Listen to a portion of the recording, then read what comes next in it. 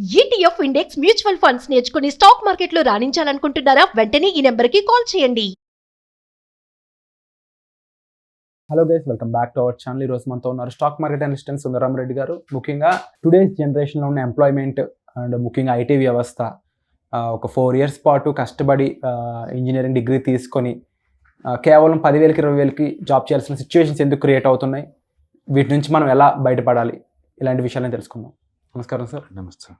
ఇన్ని రోజులు చెప్పిన విధంగా 4 years చాలా కష్టపడి ఎన్నో ఎత్తుపాలాలు చూసి, అంటే ఈ సినిమాలో చాలా ఎంటర్టైనింగ్గా చూపిస్తారు, బట్ గ్రౌండ్ రియాలిటీ తెలిసిన స్టూడెంట్స్ పరంగా చెప్పాలంటే వాళ్ళు చాలా కష్టపడి చదువుతారు, పాస్ అవుతారు. బట్ ఆ సర్టిఫికేట్ కేవలం 10,000 సంపాదించి పెడుతుంది, కేవలం 20,000 సంపాదించి పెడుతుంది అంటే దాని వాల్యూ అంతేనా అనేది నా క్వశ్చన్.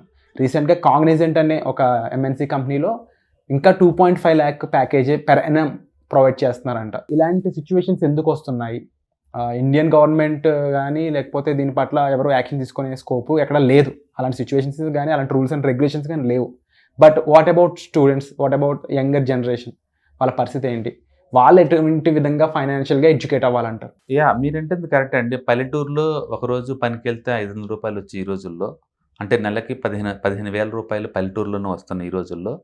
అండ్ గ్రాడ్యుయేషన్ చేసిన వాళ్ళకి, ఇలా బీటెక్ చేసిన వాళ్ళకి ఇంత లో వేజ్ శాలరీలు అంటే, అండ్ అది చెప్పుకోవడానికి కడుపు మండింది ఎవరికైనా సరే. బేసికల్గా అది కామన్. అది క్వశ్చన్ ఏంటంటే, అసలు ఈ 2.5 lakh మాత్రం ఎందుకు ఇవ్వాలి? ఫ్రీగానే చాలామంది చేస్తారు. వాళ్ళు కనుక నేను నెక్స్ట్ 5 years ఫ్రీగా చేయాలి, ఇంట్రెస్ట్ ఉన్న క్యాండిడేట్స్ అప్లై చేసుకోమంటే నాకు తెలిసి లక్షలు అప్లై చేసుకుంటారు. ఇస్ ఇట్ పాసిబుల్ అంటారు? అంటే రీజన్ వై, ఎందుకు, ఎలా? నేను అంటుంది ఏంటంటే, ఎథికల్ గురించి పక్కన పెట్టుకుందాం. ఇప్పుడున్న మార్కెట్ కండిషన్లో సంవత్సరానికి 25 లక్షల మంది బీటెక్ గ్రాడ్యుయేట్స్ ఇండియాలోంచి ఎవ్రీ ఇయర్ బయటకు వస్తున్నారు. 25 లక్షల మంది. జాబ్లు ఎన్ని క్రియేట్ అవుతున్నాయి ఇండియాలో? ఇలాంటి జాబ్స్, ఎంఎన్సీ జాబ్స్ 1,00,000 కూడా ఉండవు కనీసం. లాస్ట్ ఇయర్ ఎంటైర్ ఐటీ ఇండస్ట్రీలో -60,000 జాబ్స్ అండి. మైనస్ అని అంటుంది, ప్లస్ కాదండి, లేవు. -60 జాబ్లు అంటే 60,000 జాబ్స్ పీకేశారు. రీసెంట్గా రిలయన్స్లో లాస్ట్ ఇయర్తో పోల్చుకుంటే 64,000 మంది తగ్గారండి ఎంప్లాయీస్ రీసెంట్గా. అండ్ సిస్కో నెట్వర్క్స్ వాళ్ళు ఈ రీసెంట్గా వాళ్ళు 30,000 మందిని ఎంప్లాయీస్ని పీకేశారండి. అండ్ లాస్ట్ ఇయర్ మీరు చూసారు, ఆల్రెడీ మెటా కానీ అమెజాన్ కానీ 10% వర్క్ ఫోర్స్తో తగ్గించుకున్నారు. దాని మీనింగ్ ఏంటంటే, ప్రపంచవ్యాప్తంగా ఆటోమేషన్కి వెళ్తున్న ఈ రోజుల్లో హై ఎండ్ స్కిల్స్కే ఎక్కువ ఇంపార్టెన్స్ ఇస్తారు, లో ఎండ్ స్కిల్స్కి అంత రెస్పెక్ట్ ఇవ్వరు అనమాట. ఇది వాళ్ళు ఇస్తానది 2.5 lakh ప్యాకేజీ డిగ్రీ వాళ్ళకండి, నార్మల్ డిగ్రీ వాళ్ళకి. ఈ కంపెనీ క్లారిఫికేషన్ ఇచ్చారు ఆల్రెడీ, ఇది బీటెక్ వాళ్ళకి కాదు ఈ ప్యాకేజీ. ఈ ప్యాకేజీ డిగ్రీ చదివిన వాళ్ళకని. డిగ్రీ చదివిన వాళ్ళకైనా కూడా నిజంగా 20,000 రూపాయలు ఈ మెట్రోపాలిటన్ సిటీలో నెలకి 20,000 రూపాయల వర్త్ ఈ జాబులు చేయటం నిజంగా అవసరం అంటే it's up to the candidates అనమాట. ఎందుకంటే ఛాన్స్ ఇచ్చే వాళ్ళు లేని ఈ రోజుల్లో 2.4 lakh ఛాన్స్ కూడా ఇవ్వటం గొప్పే. అందుకని శాలరీ తీసి పక్కన పెట్టుకుంటే స్టార్టప్ వాటిల్లో ఏదైనా జాబ్ రావటం అనేది ఇండియాలో అద్భుతమైన విషయం అండి. ఎందుకంటే ఇండియాలో స్టూడెంట్స్ ఎక్కువ, కాలేజెస్ ఎక్కువ, జాబ్ క్రియేషన్ తక్కువ ఉంది. ఇలాంటి టైంలో ఏ కంపెనీ ఇలానే ఉంటుంది. ఇతను పబ్లిక్గా చెప్పాడు, వేరే కంపెనీ చెప్పలేదు, అంతే తేడా అండి. అందుకని ఈవెన్ టీసీఎస్ అయిన ఇప్పుడు వాళ్ళన్నీ కూడా స్టార్టింగ్ శాలరీలు అన్నీ కూడా, ఈవెన్ బీటెక్ వాళ్ళు కూడా వాళ్ళు ఇస్తున్న salary hardly 3 to 4 lakh package. అయితే ఇప్పుడు ఈ చెప్పిన 2.5 lakh ప్యాకేజీ డిగ్రీ వాళ్ళకండి, అంటే బీటెక్ వాళ్ళకైతే 4 lakh దాకా ఇస్తున్నారు. ఏదైనా కానీ ఇంత ముందు రోజులతో పోల్చుకుంటే ఇప్పుడున్న ఈ బీటెక్లో వీటన్నిటి కూడా స్కిల్ ఎవరి పనికి వస్తుంది మీకు అంటే వాళ్ళ దగ్గరే ఆన్సర్ లేదు. ఇది ఎవరికి పనికి వస్తుంది మీ స్కిల్ అంటే? ఇప్పుడు నాకు డ్రైవింగ్ స్కిల్ ఉందనుకోండి, రోడ్డు మీద ఎక్కడైనా సరే నాకు ఆ స్కిల్ యూజ్ అవుతుంది. ఏ ఓలా ఓబర్కి వెళ్ళినా సరే నెలకు 30,000 వస్తుంటే ఎన్ని ట్రిప్పులు అంటే 2 ట్రిప్పులు నేను కొట్టుకోవచ్చు. ఎంటర్ప్రినర్గా నేను సెటిల్ అవ్వచ్చు, ట్రావెలింగ్ ఏజెన్సీ పెట్టుకోవచ్చు. నువ్వు అదే జావా నేర్చుకున్నావు అనుకోండి, నీ జావా స్కిల్ ఎవరు పనికి వస్తుంది అంటున్నా? ఎవరికో 1% పాపులేషన్ పనికొచ్చి దాన్ని నువ్వు నేర్చుకొని నాకు జాబ్ కావాలని వీళ్ళ చుట్టూ తిరుగుతుంటే ఇంతే ఉంటాయి ఇవన్నీ. అందుకని రాను ఏంటంటే ఈ డిగ్రీలు, ఈ ఎంబీఏలు, బీటెక్కి రెలివెన్స్ పోతుంది. ఒరిజినల్ స్కిల్ ఏమి ఉంటుందో వీళ్ళ దగ్గర. ఉంటే ఒకళ్ళ మీద డిపెండ్ అయ్యే ఛాన్స్ లేదనమాట ఇక్కడ. అందుకని ముందు రోజుల్లో ఈ టైపు 2.8 lakh ప్యాకేజీలు దొరుకుతాయంటే అవి కూడా దొరకవండి. ఇంకా దారుణమైన స్థితికి వెళ్తుంది. ఎందుకంటే 25 లక్షల మంది ఫ్రీగా అయిన వర్క్ చేస్తారు. ఎందుకు అందరూ 2-3 years ఫేక్ ఎక్స్పీరియన్స్ పెట్టి మరి ఎందుకు వెళ్తున్నారు? రీజన్ ఏది? శాలరీ చాలకే. శాలరీ జెన్యున్గా ఇస్తే ఫేక్ ఎక్స్పీరియన్స్ ఎందుకు పెడతారండి ఎవరైనా? వాళ్ళు ఎవరికి ఛాన్స్ ఇచ్చేవాళ్ళు లేకే కదా ఫేక్ దాకా పోతుంది వాళ్ళు. అంటే ఛాన్స్ ఇచ్చేవాళ్ళు ఉంటే ఈవెన్ 1 lakh కూడా చేసేవాళ్ళు ఉంటారు ప్రయాణం. 2-3 years ఫ్రీగా చేసేవాళ్ళు కూడా ఉన్నారు. అందుకని ఎక్కువ మందికి ఎంప్లాయ్మెంట్ చూపించడం అనేది ఇక్కడ కాన్సెప్ట్ తప్ప శాలరీ కానే కాదు. ఎందుకంటే ఈ శాలరీ నచ్చిన వాళ్ళు ఎట్టాకు రారు, నచ్చిన పోతారు. You got it. అందుకని 25 లక్షల మందిలో యావరేజ్ మీద అందరికి జాబులు చూపించామనుకోండి, ఫ్రీగా చేయడం కూడా చాలామంది క్యాండిడేట్ రెడీగా ఉంటారు. అది ఫెయిర్ మేనర్లు ఇస్తున్నారా లేదా సెకండరీ. ఫస్ట్ అయితే ఎంప్లాయ్మెంట్ ఉండాలి కదా వాళ్ళకి. లాస్ట్ 2 ఇయర్స్ నుంచి మార్కెట్ చాలా స్ట్రగుల్ అవుతుందండి. ముందు రోజులు ఇంకా ఎక్కువ స్ట్రగుల్ అవుతుంటుంది. ఈ ఆర్టిఫిషియల్ ఇంటెలిజెన్సీ గ్రౌండ్ లెవెల్‌లో బాగా వాడుతున్నారు కాబట్టి. ఎందుకంటే కంపెనీ ప్రొడక్టివిటీ పెరుగుతుంది, కంపెనీ లాభాలు పెరుగుతున్నాయి, ఎంప్లాయీ కౌంట్ తగ్గుతుంది. దాని మీనింగ్ ఏంటంటే వాళ్ళు రిక్రూట్ చేయట్లేదని అర్థం, అంతే కదా. రిక్రూట్మెంట్ చేసుకోవట్లేదు వాళ్ళు. ముఖ్యంగా యంగ్స్టర్స్ మాత్రం కంపల్సరీ వాళ్ళు అప్డేట్ అవుతూ ఉండాలి, ఫైనాన్షియల్గా ఎడ్యుకేట్ అవ్వాలి. అండ్ మీరు చెప్పిన మెయిన్ పాయింట్, ఎవరో 1%కి ఉపయోగపడే స్కిల్ నేర్చుకొని మనం బతికేద్దాం అప్డేట్ చేసుకొని డిమాండ్ చేయడంలో అర్థం ఉంది. కానీ నార్మల్ బీటెక్లు చేసేసి నాకు 10 లక్షల ప్యాకేజ్ కావాలంటే మీరు అనుకుంటే రాదండి. కంపెనీలో ఛాన్స్ ఉంటే వాళ్ళు ఇస్తారు. వీళ్ళు కంపెనీ వాళ్ళు ఓపెన్గా ఇలా 2.8 lakh ప్యాకేజ్ ఆఫర్ చేస్తున్నారంటే మీనింగ్ ఏంటంటే ఈ శాలరీకి కూడా కొన్ని లక్షల అప్లికేషన్ వాళ్ళ దగ్గరికి వస్తున్నాయి కాబట్టి నిజంగా వాళ్ళకి స్కేర్సిటీ ఉంటే 10 lakh ఇస్తారు. ఎండ్ ఆఫ్ ది ఇది డిమాండ్ సప్లై మార్కెట్. ఇది నువ్వు రిక్వెస్ట్ చేస్తే వాళ్ళు ఎవరు, నువ్వు డిమాండ్ చేస్తే వాళ్ళు ఎవరు. అది గవర్నమెంట్ జాబ్స్ కాదు, డిమాండ్ చేస్తే నువ్వు తెచ్చుకోవడానికి కదా. అందుకని స్కిల్ బేస్డ్, అందుకని స్కిల్ డెవలప్ చేసుకోండి, రెలవెన్స్ ఉన్న ఇండస్ట్రీకి ట్రై చేయండి. అప్పుడు నీకు ఛాన్స్ ఎక్కువ ఉంది. ఏదైనా కానీ నీ వాల్యూ ఎక్కడుందో నువ్వు అక్కడ ట్రై చేయాలి తప్ప వాల్యూ లేని చోట నువ్వు ఫైట్ చేయలేవు. అండ్ ప్రాక్టికల్ సొల్యూషన్ అనేది ప్రొవైడ్ చేశారు సార్ మీరు. బట్ అన్ఫార్చునేట్లీ మనం 2024లో ఉండి కూడా ఇంకా ఇలా 20,000 శాలరీస్ కోసం మెట్రోపాలిటన్ సిటీలో జనాలు ఉండి వర్క్ చేస్తున్నారంటే ఇట్స్ వెరీ బ్యాడ్ అండి ఇది. ఎందుకంటే పల్లెటూరులో కూర్చొని వ్యవసాయం చేసుకునే కూలీలకే నెలకు వచ్చి 15,000 ఇస్తున్నాయి ఈ రోజుల్లో. ఇంకా మెట్రోపాలిటన్ సిటీలో ఉండి లైఫ్ స్టైల్ కాస్ట్ చాలా ఎక్స్పెన్సివ్ ఉన్నాయి ఇక్కడ. ఈవెన్ డిగ్రీ చదివిన వాళ్ళకైనా సరే ఇట్స్ అన్ఫేర్, డెఫినెట్గా, అందులో డౌట్ లేదు. బట్ ఇప్పటికైనా యూత్ రియలైజ్ అవ్వాలి రెలవెన్స్ ఏంటి అనేది. డిగ్రీ చదువుతున్నాం మనం 3 years, బట్ ఏం నేర్చుకుంటున్నాం, అది ఇండస్ట్రీ రిలవెన్స్ ఎక్కడుంది అక్కడ. అందుకని రిలవెన్సీ ఉన్న సార్ట్ స్కిల్ తెచ్చుకోండి. అది కోడింగ్ కావచ్చు, ఆర్టిఫిషియల్ ఇంటెలిజెన్స్ కావచ్చు, మిషన్ లెర్నింగ్ కావచ్చు, ఇంకోటి ఏదైనా పైథాన్, జావా, ఏదైనా కావచ్చు.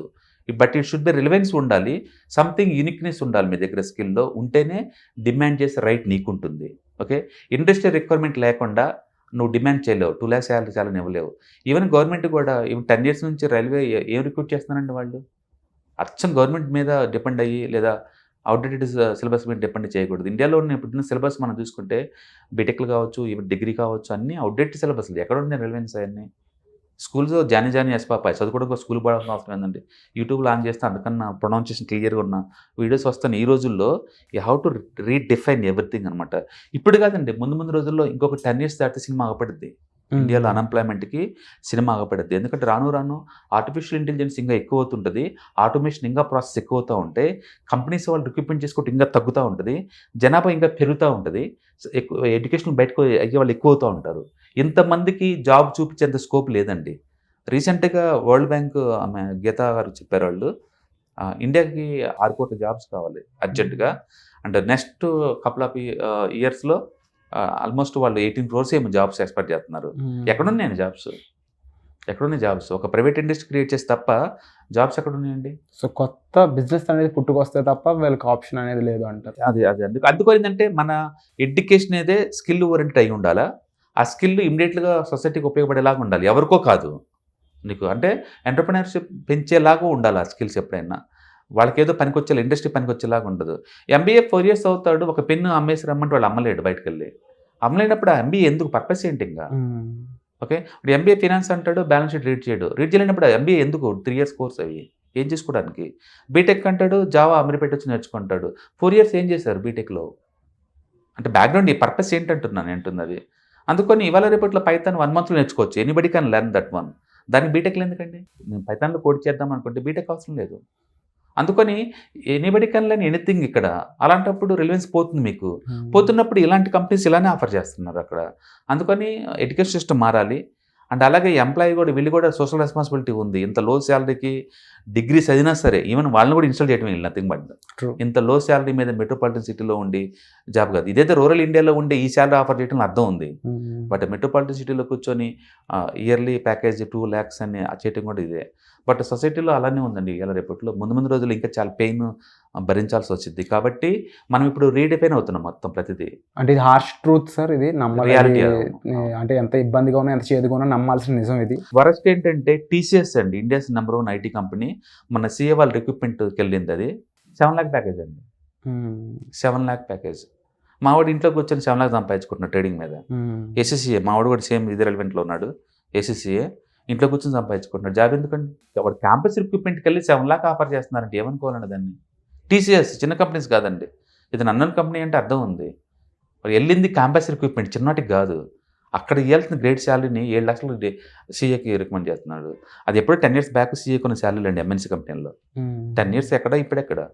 అందుకని సిస్టమ్ మారాలి, క్యాండిడేట్స్ మారాలి, అండ్ రిక్రూట్మెంట్ ప్రాసెస్ మారాలి. బట్ ఎండ్ ఆఫ్ ది నువ్వు బెదిరించి వాళ్ళ దగ్గర శాలరీ తీసుకోలేవు. డిమాండ్ చేసి తెచ్చుకునేది కాదు. ట్రూత్ ఏంటంటే అన్లిమిటెడ్ సప్లై ఉంది ఇండియాలో, అన్లిమిటెడ్ సప్లై ఉంది. ఎంత శాలరీకైనా వర్క్ చేసేటానికి రెడీగా ఉన్నారు యూత్ కూడా. ఎందుకంటే వాళ్ళ స్కిల్ రిలవెన్స్ లేదు కాబట్టి కంపెనీ వాళ్ళు ఎక్స్ప్లోర్ చేస్తున్నారు దాన్ని ఎక్స్ప్లాయిట్ చేసేసి తక్కువ రేట్గా వర్క్ చేస్తున్నారండి ఎథికల్ లేకుండా.